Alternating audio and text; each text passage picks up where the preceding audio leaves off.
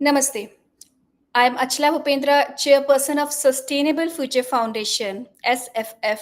Would like to welcome you all to today's special event on the thought-provoking topic, Can we build cities without killing forest? At SFF, we believe sustainability is more than just a cause. It's a conscious way of life. It's not limited to only tree plantation or cleanliness drives.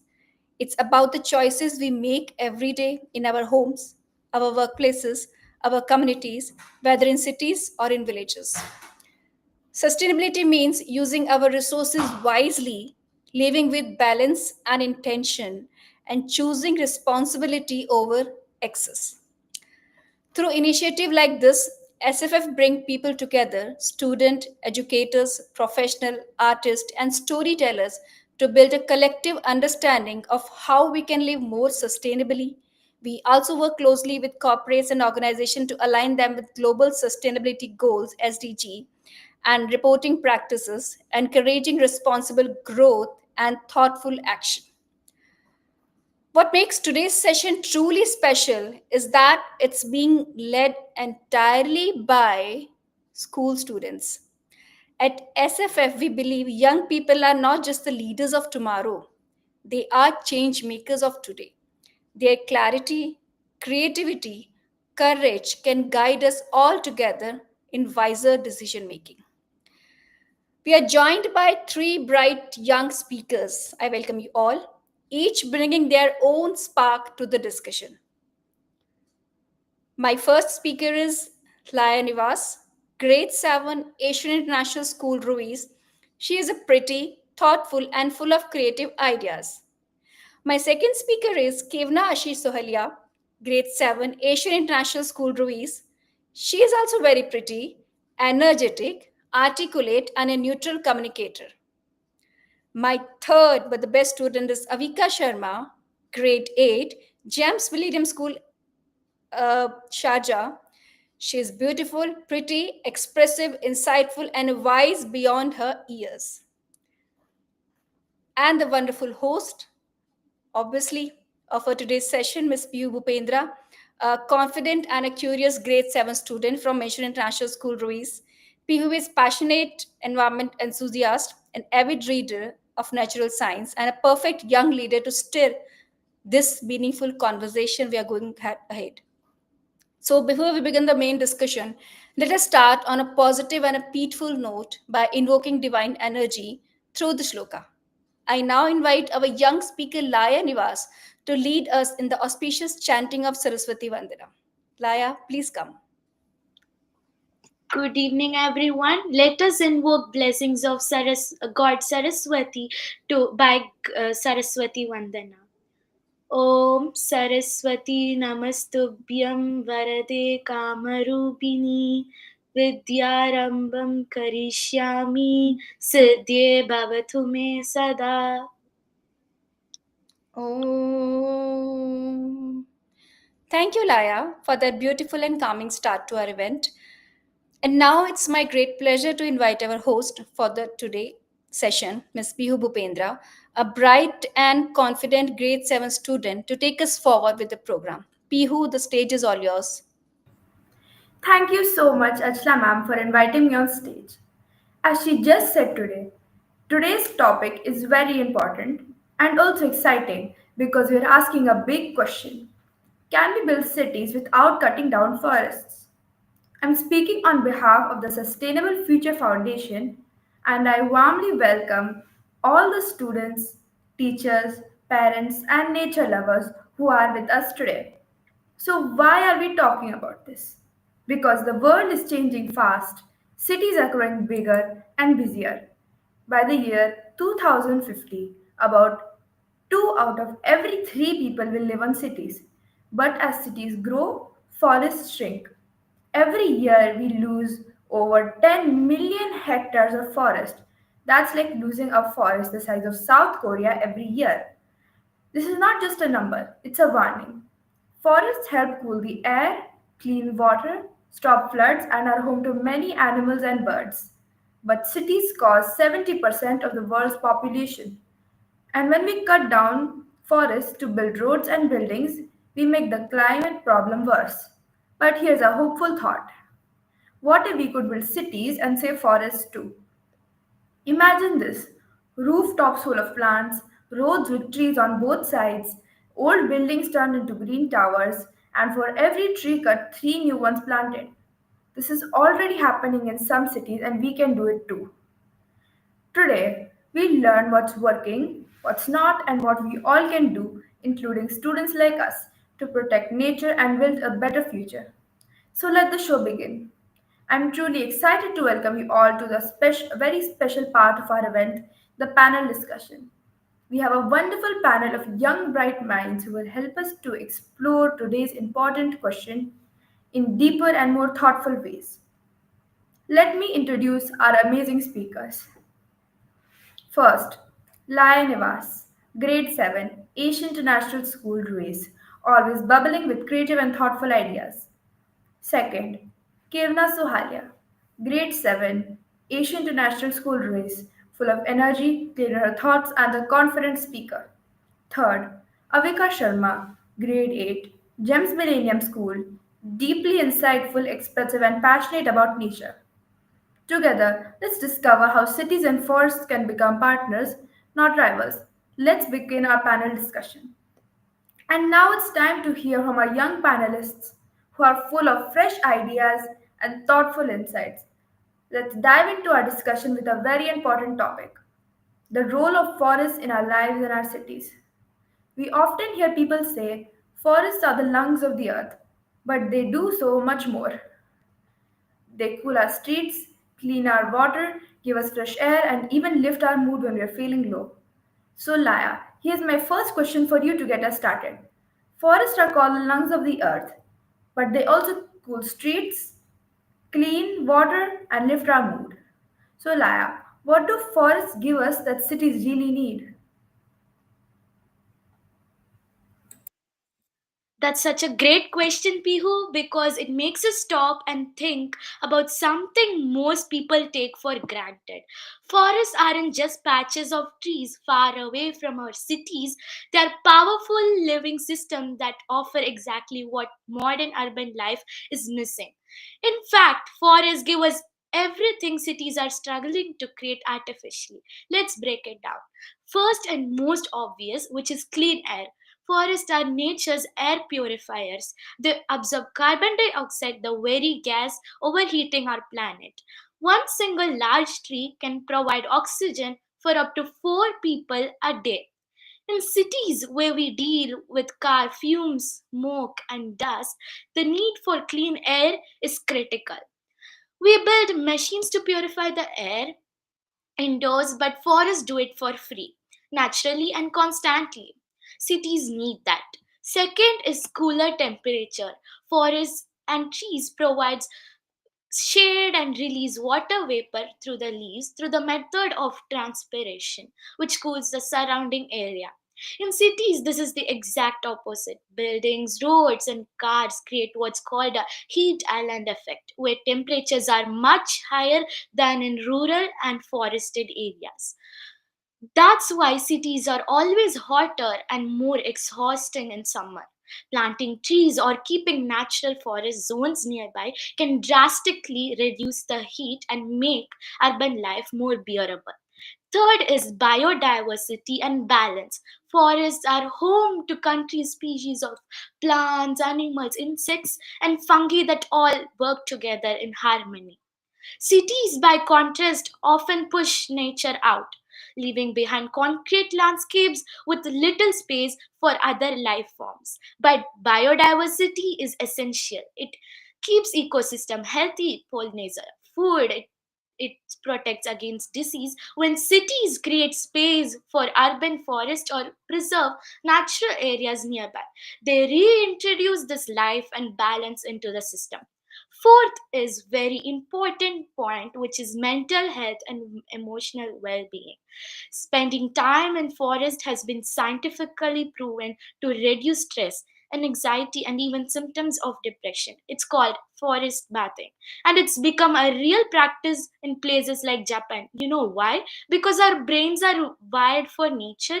The sounds of birds, the smell of trees, the sight of green, it helps us relax, refocus, and recover from mental fatigue. Cities filled with stress, noise, and screens need this very much. That's why urban green spaces, forest trails, and even tree lined walkways are more than just aesthetic. They are medicine also. Fifth is water management and flood control. Forests are naturally manage water. Their roots absorb rain, filter it, and slowly release it into the ground. In cities, when it rains, water hits pavement and floods the streets. Forests prevent that. They're like giant sponges. Keeping forests nearby or weaving greenery into urban trees can protect cities from flooding and help maintain clean water supplies. Sixth is community and connection. Forests give us space, open, natural, peaceful space to walk, think, play, talk, and feel human again. Cities often push people into buildings and boxed spaces, but forests give cities what they lack: room to breathe, space to bond, and freedom to reconnect with something real. And finally, a reminder of balance. Forests are ancient systems that have existed long before cities.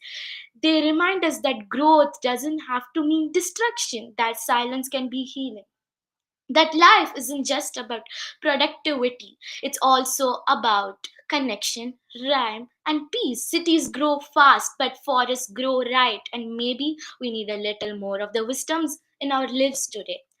So, what do cities really need? Clean air, cool temperature, biodiversity, mental wellness, water balance, community. And the cities really have this much. And above all, perspective. Forests give us exactly what we are missing, and they don't ask much in return. Just space, respect, and a chance to keep doing what they've always done. Keep us alive. Thank you, Pihu.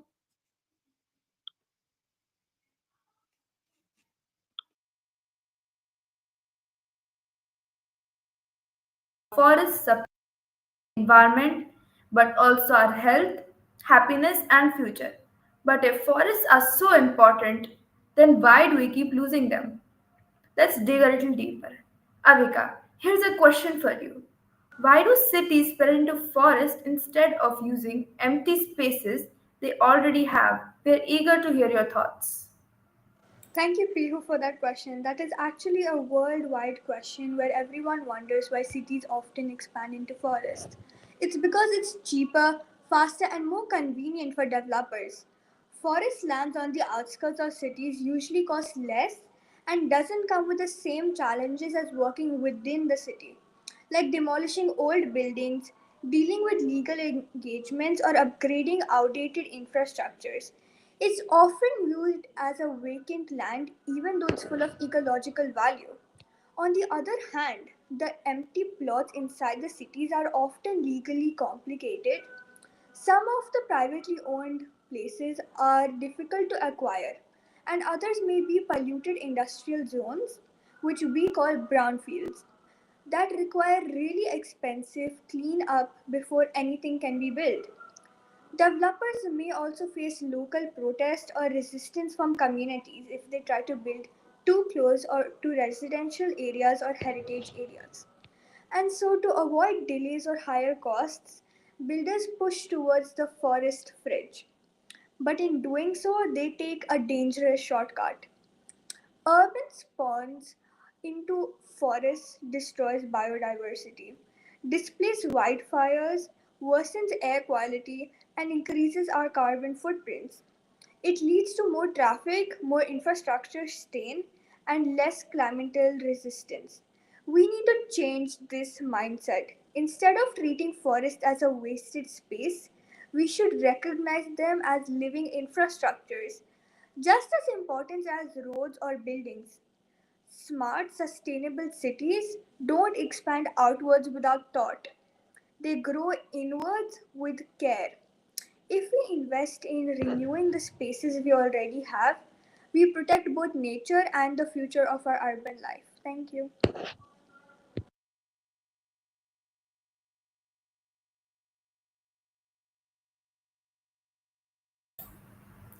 Thank you, Avika.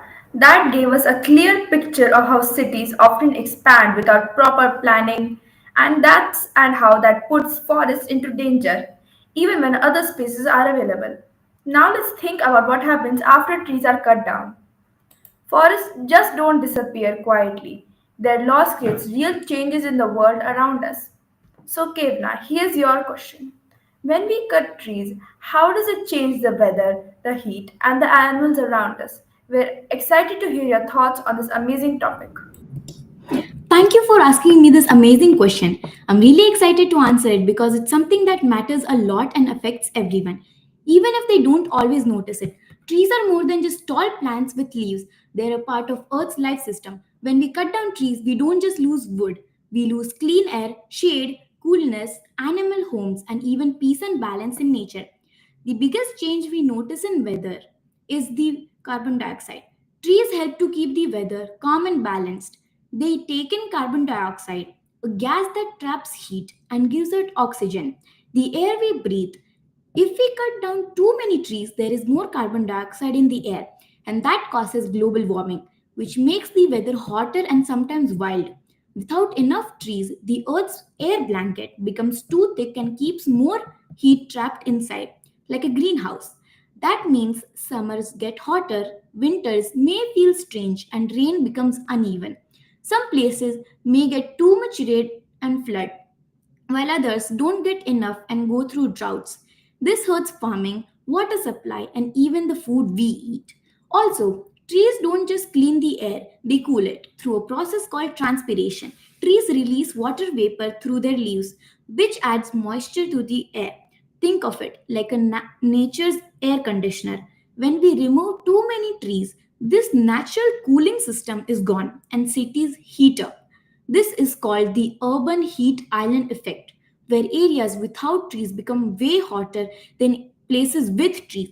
That extra heat makes life uncomfortable, that make especially for older people, babies, and those without access to fans or air conditioning. Streets and buildings absorb and reflect heat without trees, so everything feels hotter. The ground also changes. Without trees holding the soil with their roots, heavy rain washes the soil away, causing landslides and muddy areas.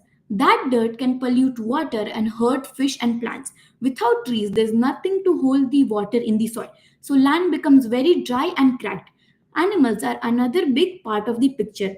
Trees are homes to thousands of creatures: birds, squirrels, insects, monkeys, leopards, and even more. Every time a tree falls, some animal loses its nest or hiding place. Many birds have no branches to build nests on. Monkeys and squirrels have no trees to jump across. Elephant and deer loses the path they follow for food. Some animals die right away. Others leave their homes and wander into cities or villages where they get scared or harmed. Some people think these animals are dangerous when they come near, but really, they're just lost and looking for food or shelter. Trees also give food to many animals: fruits, flowers, leaves, and seeds. So, when we cut down trees, animals go hungry. Some plants and trees only grow because animals help spread their seeds. If animals vanish, those trees also vanish. Everything in nature is connected like a big chain. If you break one chain, the rest will suffer. Imagine a world without fewer birds singing, fewer butterflies flying, and forests growing quiet. Even animals far away from where the trees are cut feel the change. Forests are also home to tiny animals we don't see: bugs that help flowers grow, ants that clean up waste, and bees that help plants grow by pollination. When their homes are gone, our plants grow less and we get less food. This causes human too. When forests are gone, we also lose clean air. Trees protect rivers and streams by keeping the ground strong. Without them, the muddy gets water and animals can't drink it. Cutting down tree also changes the wind. Yes, even the wind. Trees block strong winds, and when they're gone, storms hit harder and blow away crops and houses more easily. The more trees we lose, the more our planet becomes unbalanced. Then there's our own health. Trees make people feel better. Just looking at green leaves or sitting under a tree can calm our minds. When cities remove trees, people feel more tired, more sad, and more angry. We get less fresh air, more noise, and too much sunlight. Parks with trees make people walk more, talk more, and smile more. So, cutting down trees takes not just oxygen but also our happiness.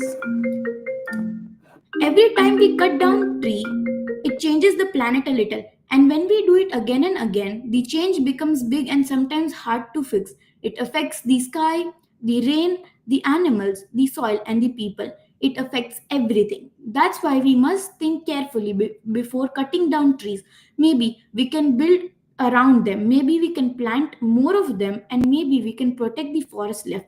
Even though one tree may seem small, it's a part of a huge, beautiful system that we need to survive. So, next time we see a tree, let's remember it's not just wood and leaves, it's a weather keeper, a life giver, and a friend to all living things.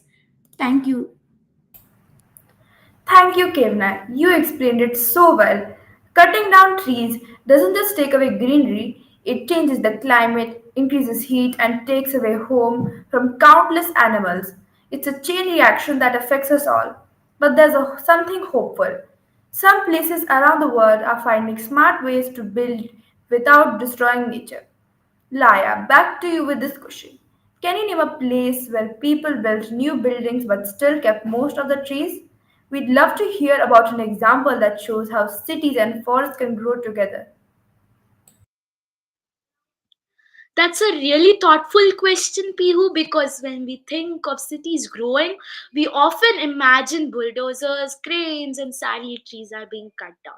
But the truth is, there are some amazing cities around the world that are proving it's possible to build new infrastructure without destroying nature. In fact, they're showing that trees and buildings can exist beautifully side by side. Let's start with one of the most iconic examples, Singapore. Singapore is famous for being one of the great greenest cities in the world. Even though it's super urban and densely populated, when new buildings go up, developers are encouraged to keep existing trees and even build nature into their structures. Think vertical gardens, rooftop forests, and even parks built into skyscrapers. Streets are filled with shade giving trees, and nearly half of the country's land is green space. They have truly earned the name City in a Garden. Next up is Chandigarh, India. Chandigarh is one of India's first planned cities and it was designed with nature in mind. The planners included huge green belts, tree lined roads, and open forest areas right from the start. Even today, as the city expands, many areas still respect that original plan. Development happens around the trees, not by replacing them. Another brilliant example is Freiburg, Germany. In the eco-friendly neighborhood of Waban, they built homes, schools, roads, but kept the original trees.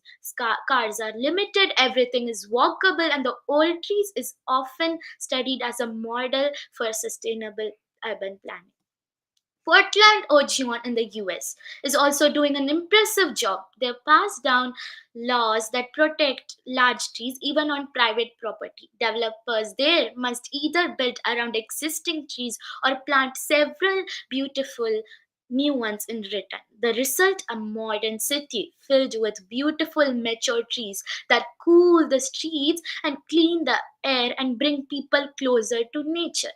Then there's Melbourne in Australia. Melbourne is not only protected many of its oldest trees during rapid expansion, but the city also developed something amazing, an urban forest strategy. That means they actively track the health, plant thousands of new trees every single year, and design new developments to include trees, not replace them. Even in the desert, we have a great example like Masdar city in the UAE. While there aren't many native forests in the region, Masdar city was a plant green, low carbon city where greenery and shaded walkways are included from the start. They use native and drought resistant trees, and everything is designed to keep the city cool while staying eco friendly. Costa Rica is also worth mentioning because in towns like Montevideo in Costa Rica, even when a new eco lodges and buildings are constructed, developers have leave the forest largely intact. They build with the land, not on top of it. The result, beautiful structures surrounded by lush forests that supports wildlife tourism and the local climate. Even in Bangalore, India, though rapidly development has taken a toll, there are still areas like Jayanagar and Basavanagudi where large old trees line the roads and stand beside schools, homes, and temples. Newer eco friendly builders in the cities are now focusing on preserving green cover by integrating trees into their designs. So, what do all these places have in common? They understand that trees aren't obstacles, they are assets. Instead of removing nature to build the future, they have shown that it is possible to grow cities with trees, not against them. Whether it's Singapore's Sky Gardens, Freiburg's forest neighborhoods, or Bangalore's tree-lined streets, places prove that green growth isn't just a dream. It's happening and it's a smart way forward. Thank you, Peehu. That was an inspiring example. It shows us that it is possible to grow our cities without destroying our forests if we plan wisely and care enough. But what happens when we don't? Let's talk about how the loss of trees doesn't just hurt nature, it also affects people, especially those living in cities. Avika, here's your next question. How does having fewer trees in a city affect people's health and daily life? We are looking forward to hearing your thoughts on this. Thank you, Pihu, for this question. Here is my opinion on this question.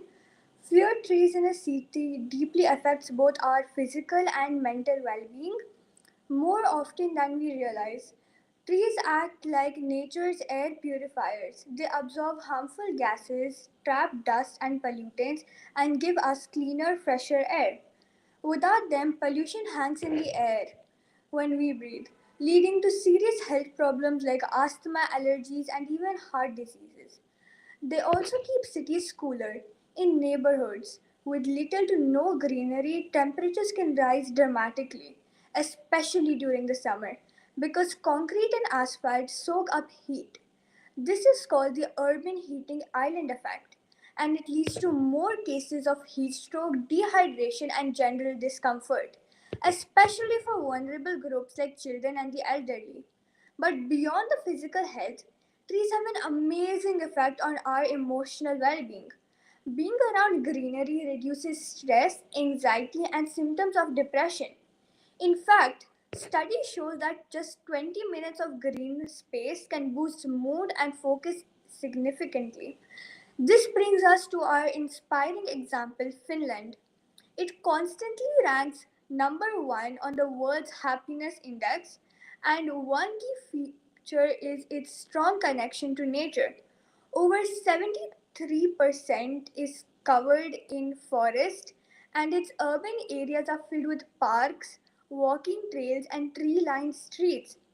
People in Finland aren't just surviving, they're thriving.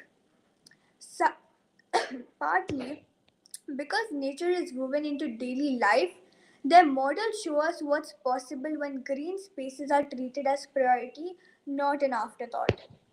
And on practical level, fewer trees also means less protection from floods. Tree roots absorbs rainwater and stabilizes the ground, helping prevent water from overwhelming streets and drainage systems.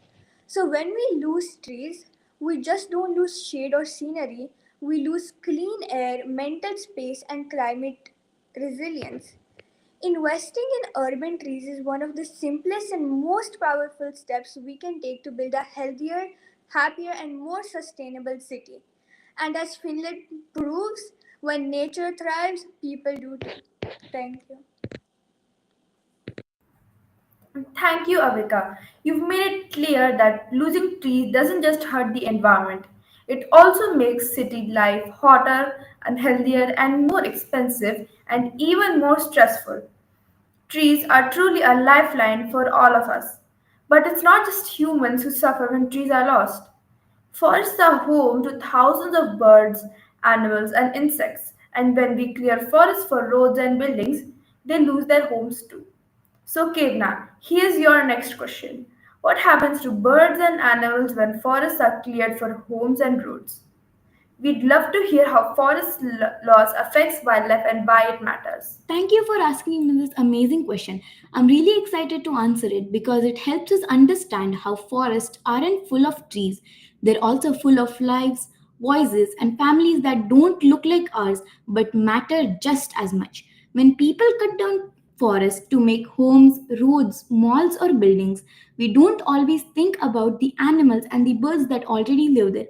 But imagine this, what if one day someone suddenly knocked down your house and told you to leave, even though you had nowhere else to go? That's exactly how what happens to animals and birds when forests are cleared. Forests are not just places with trees, they are homes to thousands of species, from tiny ants to big elephants, from colorful butterflies to noisy monkeys, from owls that fly at night to tigers that hunt alone. Every creature in the forest knows its space, where to sleep, what to eat, where to hide, and how to live. When a forest is destroyed, even a part of it, those animals lose that knowledge and safety. Many birds build nests in high tree branches.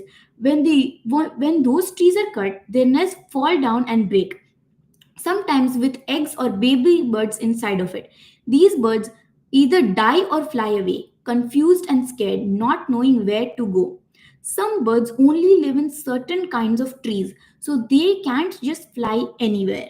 Without their favorite trees, they stop coming and soon disappear from that area forever. Animals like monkeys, squirrels, and koalas move by jumping from tree to tree. Without tall trees close together, they can't move safely and get stuck on the ground, where they are more likely to be attacked by other animals or get hit by cars. Speaking of cars, when we build roads through forests, we split the land in half. This makes it hard for animals to find food. Some animals cross roads and get hurt or die.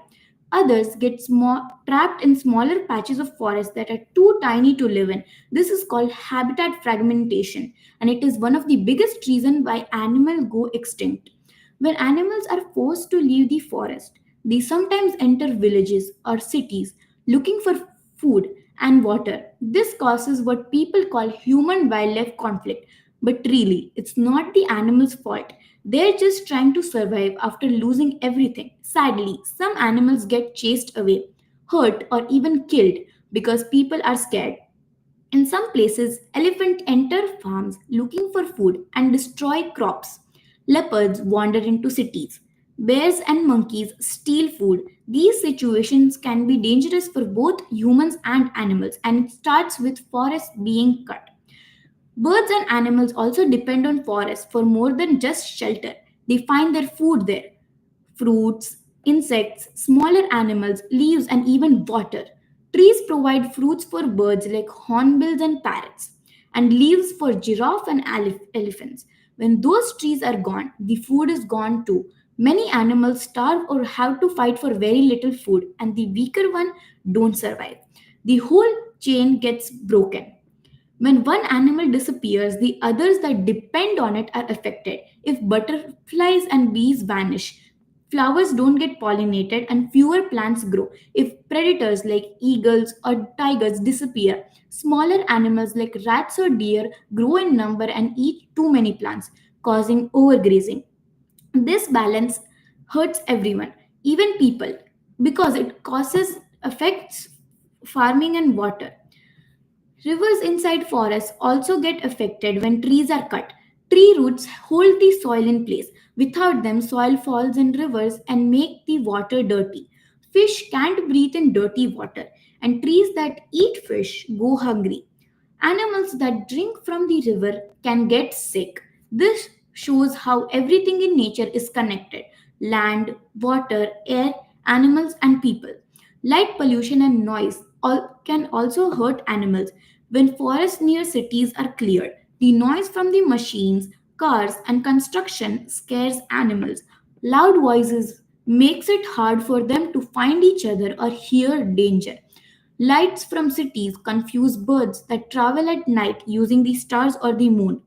Many birds crash into buildings because they get disorientated. Even animals that are used to the darkness, like owls, struggle when lights shine in their face every night. It's like trying to sleep with your lights on and loud music playing all the time. You feel tired, confused, and sad. That's how animals feel when their peaceful forests are destroyed. Forests are also where animals raise their young ones. Without quiet, safe places, mothers can't protect or feed their babies. Some leave their babies behind, others lose them to predators because they can't hide them well anymore. So, clearing forests is not just about trees falling, it's about lives falling apart. Some animals go extinct. It's not just faraway animals like pandas or rhinos, but also local animals that we might see near our homes. Imagine growing up in a world with no sparrows, no butterflies, or no frogs croaking during rain. It will feel quiet and lonely, wouldn't it? That's what happens when we lose forests. It's also important to remember that animals are a part of nature's balance. They help spread seeds, control pests, and keep the forest growing. When they are gone, forests stop growing properly, and that affects the air we breathe and the climate we live in. So, if we want a future with clean air, rain, rivers, and beauties, we must think about the birds and animals that live in the forest and need our help. Cutting down forests should never be the first choice. People can build homes and roads in places that are already empty, like old buildings or lands that aren't a part of a forest. We can design cities that include trees, small green patches, and safe animal crossings. But most importantly, we need to care, because if we care, we can speak up, share what we know, and ask others to care too. The animals may not have a voice like us, but through us, their story can be heard. And maybe, just maybe, if more people hear it, they'll protect the forest before it's too late. Thank you. Thank you, Khevna. You've helped us understand how deeply animals and birds suffer when their forest homes are taken away. We take land for ourselves, but we also must think of the lives we displace. So far, we've seen many sides of this issue. Laya showed us how forests give cities what they truly need. Avika explained why cities often spread into forests. Kevna reminded us how cutting trees heats up the world and harms wildlife. And now comes the most important question for all: what can we do? How can we grow our cities without destroying nature? Let's return to Laya for this. Laya, what smart ideas like tree lined roads or green roofs help cities grow without losing nature? We're excited to hear what solutions are already out there and how can they be a part of them. I was really expecting this question, Pihu, because today more than ever cities are expanding rapidly. But here's the real challenge. How do we make space for people, buildings, roads, and jobs without pushing nature out completely? The good news is there are many smart, creative ideas being used around the world that allow cities to grow with nature instead of against it. Let's start with a simple but powerful idea: tree lined roads. This might sound basic, but it's one of the most effective ways to bring nature into cities. Trees along streets provide shade, reduce heat, absorb carbon dioxide, and even lower noise pollution. They also make walking or cycling more enjoyable, which reduces car use and traffic. In places like Singapore, New York, and parts of India like Chandigarh, tree lined roads are part of cities' identity. These cities aren't just for decoration, they are natural air conditioners and clean air machines. Next up is green roofs and vertical gardens. When space on the ground is limited, why not build greenery upwards? Many modern buildings now include rooftop gardens or entire walls covered in plants. These features don't just look nice, they cool down the buildings, reduce energy use, and even absorb rainwater, preventing floods. Cities like Singapore, Paris, and Tokyo use vertical gardens to blend more modern architecture with natural beauty. Another great idea is urban forests and mini forests. Instead of having leaving a large empty spaces unused, some cities are turning them into pocket forests or tiny jungles using a method called Miyawaki technique, which grows small forests quickly in urban spaces. These forests improve air quality, attract birds and butterflies, and give people chance to reconnect with nature without leaving the city. Bangalore, for example, has started planting these forests in school public parks. Then there's the idea of permeable surfaces and rain gardens. Cities often have flooding problem because water can soak since they have less trees than. But some cities have more trees, but some cities aren't into concrete. But by using special paving materials that let water pass through, or creating rain gardens that collect and filter rainwater, we can reduce floods, recharge groundwater, and support nearby plants. This small change in how we build roads and sidewalks has a huge impact. Another smart approach is mixed use development compared to urban planning. Instead of spreading out endlessly into forests or farmland, cities can grow smarter by combining housing, offices, schools, and shops in the same neighborhoods. This means fewer long commutes, more walkability, and less pressure to cut down more land. When cities are planned in a more compact way, it becomes easier to protect green spaces around them. Amazing, isn't it? And also, let's not forget preserving existing trees and ecosystem during construction. A really smart idea is to build around mature trees instead of cutting them down. These trees are already part of environment and provide huge benefits that new sapling won't give for decades. Cities like Melbourne and parts of Kerala, India, are now designing buildings and roads that curve around trees, respecting the natural layout of the land. Then we have green zoning laws and eco conscious policies. Governments can even make rules that protect trees, wetlands, and open spaces. They can require developers to plant a certain number of trees, use eco friendly materials, or include green roofs. In Delhi, for example, building codes now encourage green construction, while cities like Pune are experimenting with green building ratings to reward environmentally friendly designs. Finally, we are here to announce community gardens and public green spaces. These spaces not only improve mental health but also bring people together. When neighborhoods are given space to grow vegetables, plant flowers, or just sit in a park under a tree, it builds a connection between people and the environment where it also improves mental well being. These kinds of green spaces are the heart of sustainable living. So, what's the big takeaway? Cities don't have to choose between development and nature, they can have both of them. With the right ideas like tree lined roads, green buildings, preserved forests, and smart planning and strong policies, as mentioned, we can build cities that are clean, cool, livable, and still full of life. Nature doesn't have to be outside the city. With these smart ideas, nature can be part of city's future. Thank you. Thank you, Laya.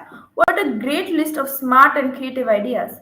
Things like green rooftops, tree lined roads, and vertical gardens show us that we don't have to choose between nature and progress. We can have both if we think ahead and care enough. But making this happen takes more than just ideas, it takes action and leadership. So, Avika, imagine this. If you were the leader of a city, what first rule or law you would make to protect the forests or green spaces? We'd love to hear your vision for a greener and better future.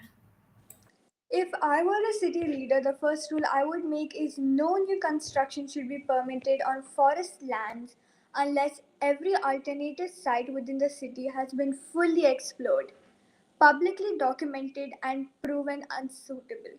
And this entire progress should be transparent and open to the public.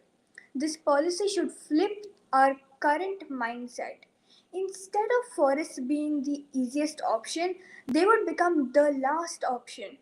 It would encourage smarter planning like reusing old buildings, revitalizing abandoned sites, and designing more efficient housing.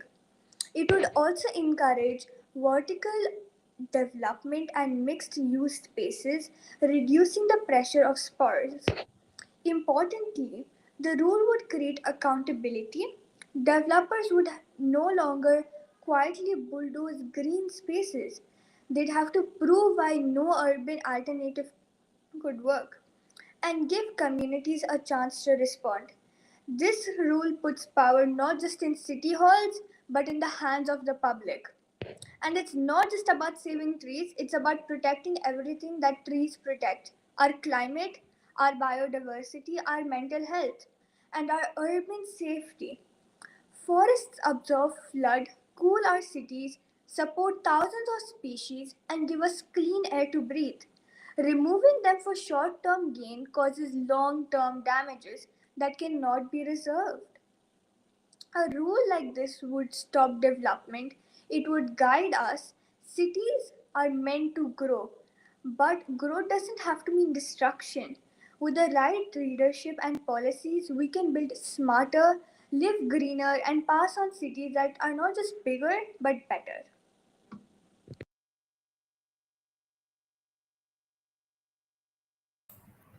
Thank you, Avika. That was a powerful idea. It shows us how just one smart rule can make a big difference in protecting our forests and shaping greener cities. But here's something even more important.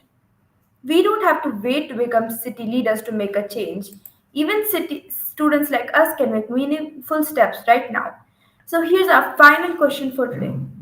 So, Kevna, how can students like us help save city trees even if we aren't builders or planners?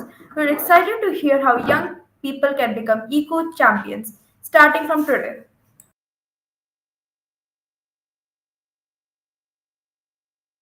Even though I'm still a student, I believe that young people like us can save trees in many important ways, and I'm excited to explain just how. Just because we don't design buildings or make laws or hold official power doesn't mean we don't matter. We matter a lot, and the truth is, our actions have a powerful impact if we care and take steps to protect the trees around us. First, we can start by learning and spreading awareness. When we understand why trees are important and what happens when they're cut down, we become stronger voices for change. We can talk to friends, families, and teachers about how cutting trees hurts the planet and animals. We can share stories, posters, or even use social media to remind people that trees are life givers. Second, we can practice and prompt planting trees. Even if we don't have a big land, planting a small tree or caring for a tree in pots helps. We can join or start tree planting groups at school or in the community. When a tree grows, it cleans the air, cools the area, and provides food or shelter for small animals and insects. Third, we can protect sometimes people cut trees without thinking. We can encourage our community to respect trees by saying no to cutting healthy trees just for small reasons. If we see trees cutting down illegally, we can tell trusted adults or environmental groups. Fourth, reducing waste and recycling helps forests too. Many products come from trees: paper, cardboard, and wood. If we waste less and recycle more, fewer trees need to be cut. Using both sides of paper, avoiding plastic, and choosing products made from recycled materials, all to help save trees. Fifth, we can be careful with water and energy. Trees rely on clean water and balanced climates. Saving water and turning off lights when not in needed helps the planet stay healthy and trees grow well. Finally, we can support or join youth movements and clubs that protect the environment. Many groups around the world show how young people are powerful protectors of nature. They organize cleanups, plant trees, and speak to leaders. By joining them, we add our voice to a bigger team. In short, even if we're not builders or planners, as students, we can learn, Teach, plant, protect, reduce waste and save environment and join others who care. Every small step helps. Trees needed all of us and we need them. Together we can make a difference. Thank you. Thank you, Kevna. That was a thoughtful reminder that we all have a role to play no matter our age. From planting trees to spreading awareness, small actions by students can lead to big changes. What a rich and inspiring discussion this has been. We've learned about the value of forests, the impact of urban growth, and the smart ideas that can help cities and nature grow side by side. Before we wrap up this panel, we'd love to hear a few final thoughts from our amazing speakers. Would any of you like to share a short poem, quote, or one line takeaway, something inspiring to leave us thinking? Just about a minute from anyone who'd like to share. Let's end on a note of hope, action, and imagination. So, Laya, would you like to add your remarks to conclude your speech? Yes, Pihu, I would like to. The modern cities must be designed not only for efficiency but for ecological responsibility also. Thank you. Wow, what a remarkable thought, Laya. Avika, would you also like to share your thought for this remarkable topic? Yes, I would. Here it's a quote.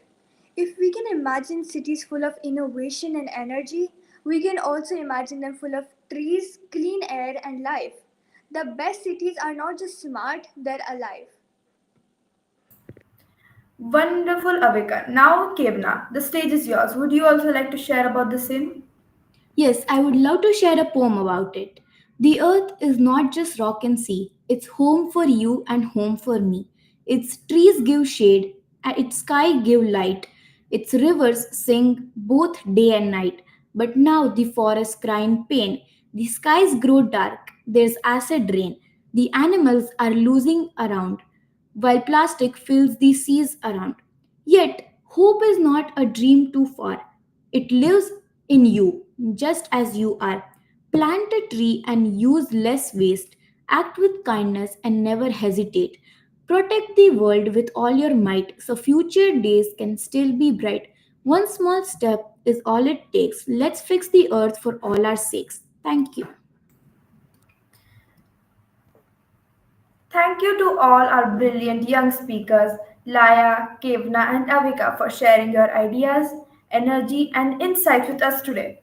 You've helped us see that protecting forest isn't just a job for governments or scientists, it's a shared responsibility, and we all have a part to play. As we've learned, cities don't have to grow by destroying nature. With care, creativity, and commitment, we can build a future where concrete and trees stand side by side, where progress and planet go in hand. To everyone's listening, students, teachers, parents, let's carry these ideas forward. Let's be the generation that speaks up, step up, and shows the change is possible. Thank you once again for being a part of this important conversation. Let's keep the discussion alive, not just today but every day. Together, we can build a greener, kinder, and a more sustainable future. Now, I would warmly invite the chairperson of Sustainable Future Foundation, respected Ashla ji, to deliver the closing remarks for this session. Your words of wisdom will truly inspire and guide us all. Thank you. The session really gave me a goosebumps. So, every girl carries within her the strength of Durga, the wisdom of Saraswati, and the compassion of Lakshmi. She's not just a child, she is Shakti and she is Devi, and we can actually feel it.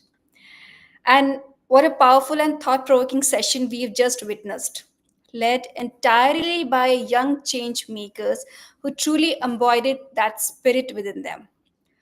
Their courage, clarity, confidence, compassion reminded us that age is no barrier when purpose is super strong. I feel deeply grateful and proud to extend my heartfelt thanks to each one of our wonderful speakers today and parents as well. You inspired us, challenged us, left us with a hope of better kinder world.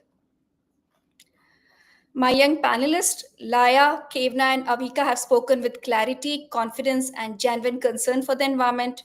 Each one of you brought fresh, powerful perspective and helped us imagine a future where cities are forests grow together, not in competition. So let me begin one by one. Let me begin with Laya first. Laya, you opened the discussion with such a clarity, helping us reflect on what forests truly offer and how essential they are to urban life. Your examples and ideas from the cities that preserve trees to green solutions like tree-lined roads were truly inspiring. You reminded us that development and nature can go hand in hand if we plan wisely. My next speaker, Avika. Avika, your questions and insights were very bold, timely, and deeply thoughtful. You challenged us to consider why cities often encroach on forest instead of using space more responsibly. Your reflection reminded us how closely our lives are connected with nature. The way you expressed the need for balance between development and greenery was truly inspiring, Beta. Next, Khevna. Khevna, your energy and curiosity shone throughout with a beautiful, pretty smile. You helped us understand the impact of tree cutting, not just a climate, but on entirely web of life. Your ideas about how students can lead change even without formal roles brought urgency, empathy, and a sense of youth-driven empowerment. Together, you all guided us through three essential stages of understanding: recognizing the problem, the first part, observing the present, the second part, and the most importantly, finding thoughtful solution for the future ahead. And each one of you brought your own spark. Together, you lit up the session with awareness, hope, and a call to action. Now, a special word of appreciation for the brilliant host, Peehu. You led the session with poise, warmth, and a great confidence. The way you guided the discussion and made each transition so seamlessly was truly commendable. It's not just easy. You weren't just a host today, you were a leader and a role model. Well done, Beta. We are deeply thankful for your presence and participation, Beta. A small token of love as an appreciation certificate will be emailed to all of my lovely speakers. Thank you to our technical team for managing everything behind the scene with such a calm and efficiency, ensuring that session ran smoothly from start to finish. Lovely audience. I can see a lot of comment of parents, teachers, students from India, USA, UAE, and different part of world. So thank you all for presence, attention, and support. Heartful note and gratitude to our director, Shri Bhupendra Kumarji, whose vision and encouragement made this initiative possible. Though he couldn't be with us today, he continued guidance and support inspire all the work we do under Sustainable Future Foundation.